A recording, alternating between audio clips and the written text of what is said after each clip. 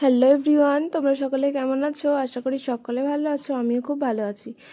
আমি খুশির নতুন একটি ভ্লগে তোমাদের সবাইকে ওয়েলকাম। আজকে ছিল কার্তিক পুজো, আর কার্তিক পুজো সারাটা দিন কী করলাম চলো তোমাদের সাথে শেয়ার করি। প্রথমেই দেখো আমি চলে আসি চা খেয়ে এইখানে, আর এইখানে এসে দেখি বেসিনের সামনের আয়নাটা ভীষণ নোংরা হয়ে আছে। তাই এটাকেই আগে পরিষ্কার করে নিই, তারপর চলে আসি ঘরে এসে ঘরটাকে গুছিয়ে বিছানা তুলে দিয়ে দিই ঘরে ঝাড়ু। তারপর দেখো আমার এখন ঘরের কাজ শেষ, আর এখন দেখো তোমাদের দেখাই বাজার থেকে কী এনেছে। সকালে দাদা আর ভাবি বাজারে গিয়েছিল, আর বাজার থেকে এই সবজিগুলো এনেছে।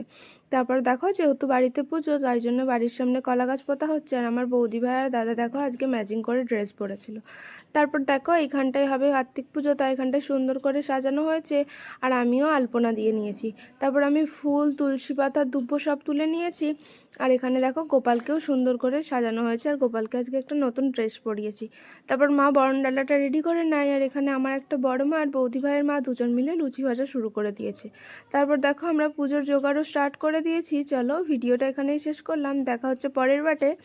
ভিডিও ভালো লাগলে অবশ্যই লাইক করো।